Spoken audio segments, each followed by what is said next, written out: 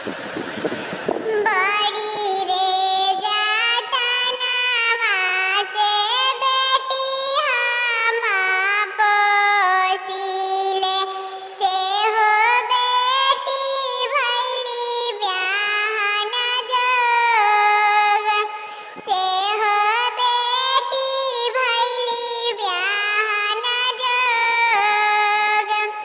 हाथ जोड़ी बोलेली बेटी के आमा हो, सुनी प्रभु वचन हमार, सुनी प्रभु जी वचन हमार।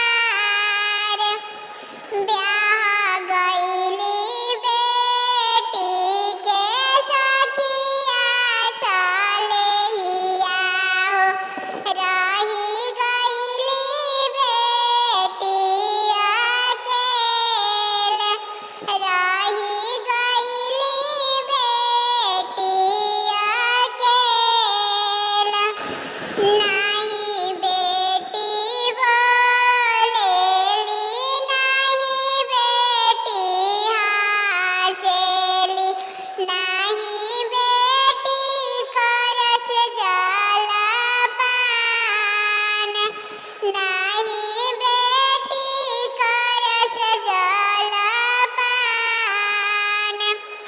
किया हमरे बेटी जोगे बर नहीं मिलेले, अब बेटी रही है कुंवार, अब बेटी रही है कुंवार। बोलिया त बोलेली, बोलहु नहीं जानेलु, सुन धनिया रोज हमार, सुन धनिया रोज हमार।